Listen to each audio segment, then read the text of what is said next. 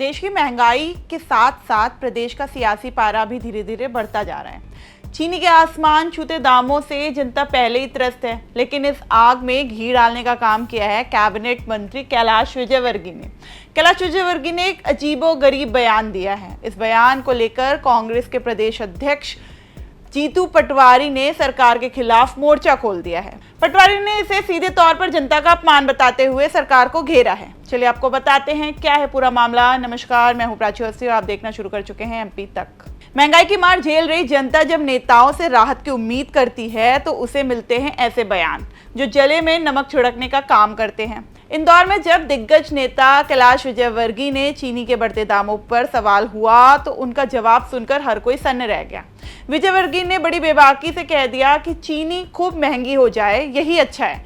मंत्री जी का तर्क है कि 90% लोग अब शक्कर नहीं खाते हैं, इसीलिए इसका महंगा होना सेहत के लिए फायदेमंद है और सस्ती शक्कर सिर्फ राशन की दुकानों पर गरीब बच्चों को मिले।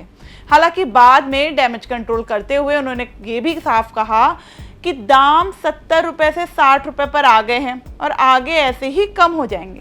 तब तक उनका ये बयान सोशल मीडिया पर वायरल हो चुका था। परसों शायद 70 थी, आज 60 हो गई और कम हो जाएगी।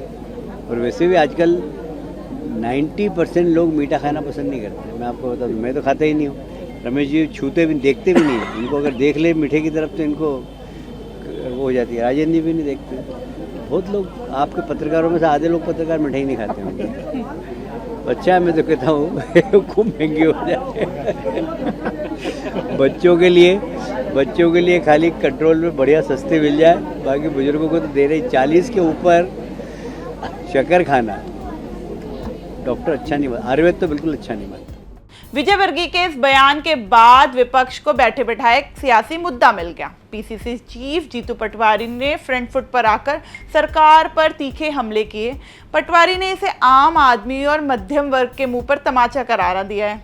ये अपमान कर रहे हैं गरीब आदमी का, मिडिल क्लास के लोगों का, इस देश के नागरिकों का। 13 रुपए किलो शक्कर मिलेगी, 35 रुपए किलो लीटर पेट्रोल डीजल मिलेगा। इस वादे को लेकर ही आए थे और अब कह रहे शक्कर की बीमारी हो गई। यानी शक्कर की बीमारी भी हो गई तो करने वाली तो आप ही की सरकार है 25 साल की। आप ही ने तो इनका मानस इस तरीके का कर दिया है कि लोग तनाव में आए, जिसे शुगर हुई। तो ये अपराधी, राजनीतिक अपराधी दृष्टिकोण की सोच के साथ बयान देते हैं। मैं समझता हूँ जनता देख रही इनके अहंकार को।